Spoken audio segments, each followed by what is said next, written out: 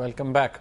सेठी साहब, अभी गुज़श्ता कुछ दिनों में इस्लामाबाद में ही था, वहाँ पर बात आजकल एक ही होती है जी, असेंबलीज़ में भी बात होती है। अभी तक तो कोई इतनी बड़ी डिबेट नहीं हो सकी, लेकिन बात ये होती है जी मुशर्रफ साहब का ट्रायल होना चाहिए नहीं, क्योंकि सुप्रीम कोर्ट के वर्डिक्ट के बाद अब सुप्रीम कोर्ट ने टेक्निकली हर चीज़ थ्रो कर दी है पार्लियामेंट के कोर्ट में कि जी अब पॉलिटिशियंस का काम है कि वो क्या करते हैं। अब इसमें मुख्तलिफ लोगों से बात हुई। आप पहले ये बताइए, मैं उनके मौक़िफ़ आपको बाद में पूछूंगा कि परवेज़ मुशर्रफ का ट्रायल आप समझते हैं होना चाहिए आर्टिकल 6 के तहत? क्या एक प्रेसिडेंट सेट होना चाहिए या नहीं? देखिए, अगर कॉन्स्टिट्यूशन में आर्टिकल 6 है और उसकी खिलाफ वर्जी होती है या शक भी आपको होता है कि हो गई है, तो जाहिर होना चाहिए। तो अगर कॉन्स्टिट्यूशन में कोई चीज़ है तो उसको अपहोल्ड करना चाहिए। ऐਵੇਂ तो नहीं कॉन्स्टिट्यूशन मेकर ने आर्टिकल 6 डाला, आज तक हुई नहीं ना। तो बात तो फिर सवाल दूसरा है, क्या कुछ चीज़ें हो सकती हैं, क्या कुछ चीज़ें किस वक्त हो सकती हैं, किस वक्त नहीं हो सकती। मैं छोटी सी बात बताऊं आपको, अपने याया खान साहब को हमारे सुप्रीम कोर्ट ने यूसर्पर करार दिया। जब वो जिंदा थे, पावर में थे, तो सुप्रीम कोर्ट झुका रहा। जिस दिन वो फारग हो गए और पक्का हो गया कि अब ये नहीं आ सकते और बिल्कुल वो बैठ गए, उस दिन उन्होंने उसके खिलाफ कार्रवाई कर दी। सही। तो कुछ चीज़ें हो सकती हैं मगर सही टाइम, उस टाइम पे नहीं जब होनी चाहिए, मजबूरियां होती हैं। अब आपने जो सवाल पूछा, क्या ये हो सकता है या नहीं, हो तो सकता है, कानून के मुताबिक हो सकता है। सवाल ये है होना चाहिए या नहीं। नंबर एक। नंबर दो, अगर होना चाहिए तो इसके क्या असरात होंगे। जाहिर दोनों का लिंक है इन दोनों में। लेकिन सेठी साहब, अगर आप जिस तरह परवेज़ मुशर्रफ साहब का ऑस्टर हुआ है, जिस तरह वो गए हैं, गार्ड ऑफ ऑनर दिया गया, आपको पता है गार्ड ऑफ ऑनर ऐसे ही नहीं दिया जाता ऑब्वियसली। एक वो क्लियर सिग्नल था आर्मी की तरफ से कि ही इज़ अ मैन। आपको पता है जिस तरह वो पाकिस्तान में भी रहे और अब इंग्लैंड में भी जाके बैठे हुए हैं। हमारी गवर्नमेंट ने ना उनका नाम ECL में शामिल किया, ना उनके, बड़े आराम से वो यहाँ पर भी रहे, वहाँ पर भी जो स्टेटस एंजॉय कर रहे हैं। And let me tell you one thing कि वहाँ उस दिन भी मैं एक रिपोर्ट पढ़ रहा था, और जब बात की जाती है PPP वाले, तो वो इससे बिल्कुल वो कहते थे हमें तो पता ही नहीं है कि वहाँ पर इस वक्त भी उनके पास 12 आर्मी ऑफिसर्स हैं जिनको लीड कर रहे हैं उस टीम को एक सर्विंग आर्मी कर्नल इलियास उनका नाम है। It was in the papers. अब ये बात है, और हमारे जो हाई कमिश्नर हैं उन्होंने भी इस बात को कंफर्म किया जी कि हमें पाकिस्तान की हुकूमत ने यह कहा है कि इनको प्रोटोकॉल दें। एक तरफ हमारी हुकूमत ये कर रही है, दूसरी तरफ बात होती है जब तो प्राइम मिनिस्टर साहब कहते हैं जी आप लाएं रेजोल्यूशन, हम उसका साथ देंगे। कमरुज़्ज़मान कायरा साहब भी ये कहते हैं जी कि आप जो लाना चाहते हैं वो लेकर आएं और हमें देखें, हम उससे पीछे नहीं हटेंगे। तो फिर ये हिपोक्रेसी नहीं है सेठी साहब? ये तो बात करते हैं पर लोगों को भी धोखा देने वाली बात हुई ना। देखिए, एक तरफ तो बात वाज़ेह है कि अवाम मुशर्रफ के खिलाफ, तो आप जो भी मुशर्रफ के खिलाफ बात करेंगे, मीडिया और अवाम बड़े मज़े से उसको खा पी जाएगी और बड़ी खुश हो जाएगी कि ये ठीक बात है। ये वही मीडिया और ये वही अवाम है जो मुशर्रफ को सलूट भी करती थी, जिसने मिठाइयाँ भी खिलाई और खाई जब मुशर्रफ साहब ने पहला कू किया। गवर्नर उसके बाद, ठीक है जी। तो ये वही अवाम है और ये वही मीडिया। और जहाँ तक आप पॉलिटिकल पार्टीज़ की बात करते हैं, ये वही सियासी पार्टी है, पीपल्स पार्टी, जिसकी लीडर बेनज़ीर भुट्टो ने मुशर्रफ साहब के साथ एक डील भी की, जिसके बेसिस पे वो वापस आई। वो कहते जी और क्या करते। तो मैं आपसे अर्ज करूं, और ये वही नवाज शरीफ साहब जो उसका गला काटना चाहते हैं आज, ये वही साहब हैं जिन्होंने उसको आर्मी चीफ अपॉइंट किया, जबकि एक आर्मी चीफ की वो 3 महीने रिटायरमेंट रहती थी जनरल जहांगीर करामत की। कोई खास गुस्ताखी नहीं हुई थी। एक बयान आया था नेशनल सिक्योरिटी काउंसिल होनी चाहिए, ये है वो है, और मियाँ साहब ने बुला के उनकी छुट्टी करा 3-4 महीने रहते थे उनकी रिटायरमेंट, और वो आराम से सलूट करके घर चले गए। नॉर्मल प्रैक्टिस भी है कि नहीं चेंज किया जाता जिसकी 3-4 महीने रह गए। बात है ऐसे, आप इतनी बड़ी इंस्टीट्यूशन के साथ इस तरीके से नहीं खेल सकते, मगर मियाँ साहब ने किया।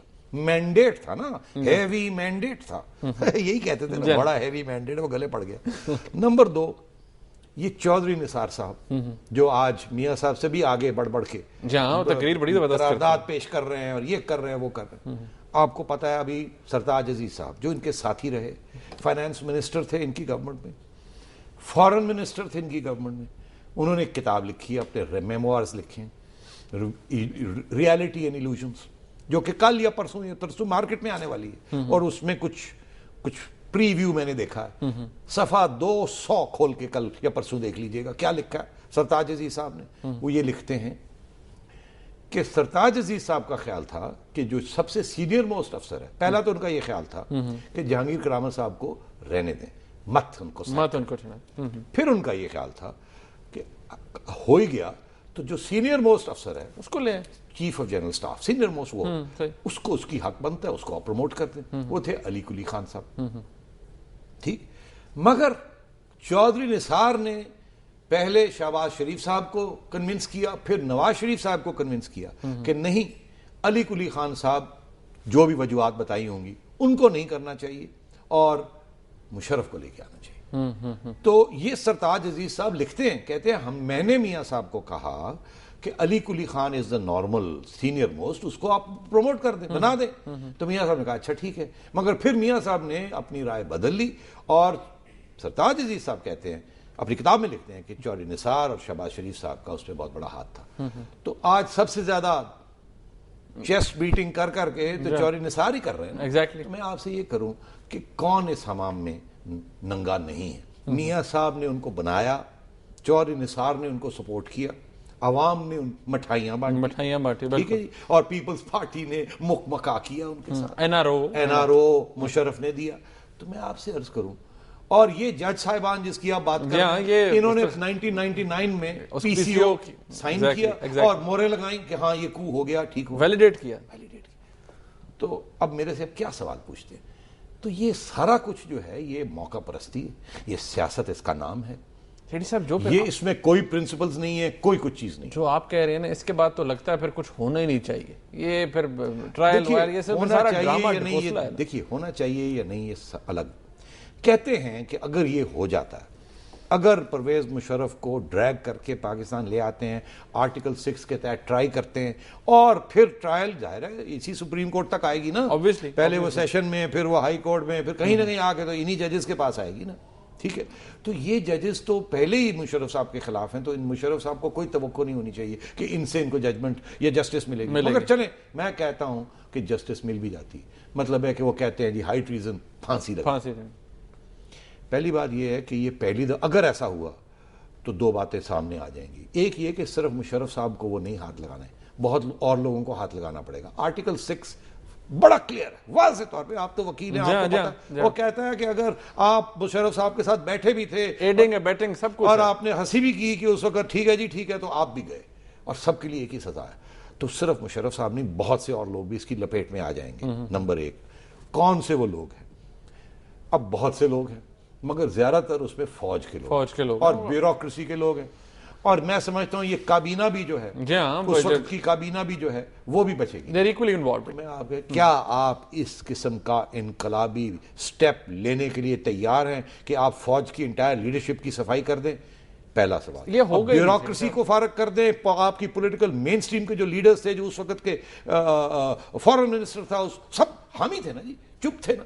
तो मैं आपसे सबको फायदा हुआ, और फिर वो जज साहिबान जिनको अब निकाला गया वो भी मुलव्वस हो जाएंगे। कहां ये बात रुकेगी नहीं। तो ये एक तो ये कि ये कोई इतना आसान नहीं है। सब फौज ये होने भी नहीं देगी। अब आइए, अब बात फौज होने देगी कि नहीं होने फौज नहीं होने देगी। फौज ने हाल में आपने सुना ही होगा कि एतजाज एहसन साहब के साथ हमारे आर्मी चीफ की कोई गपशप हुई।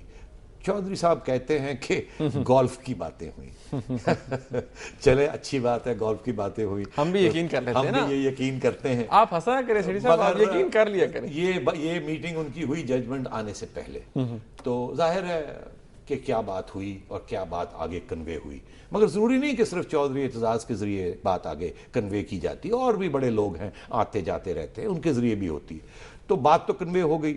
सुप्रीम कोर्ट ने, जैसे कहते हैं ना, फुटबॉल पार्लियामेंट में फेंक दिया। अब पार्लियामेंट में क्या हुआ? मियां साहब नंबर लगाना चाह रहे हैं, वो तो जबरदस्त, वो तो लगा रहे हैं ना, उन्हें पता आवाम ये चाहती है, is the most popular leader. उनको क्या फर्क पड़ता है? वो प्रेशर भी है, पीपल्स पार्टी भी बदनाम हो रही है कि भाई आप क्या कुछ नहीं, और अपने ऊपर आ भी कुछ नहीं रहा, और ये एक नंबर्स भी लग रहे हैं। तो एक तो ये, दूसरा अब आइए पीपल्स पार्टी की तरफ। शेठी साहब, ब्रेक लेनी है, पीपल्स पार्टी की बात हम जरूर करेंगे। नाज़रीन, एक ब्रेक लेते हैं, हमारे साथ रहेगा।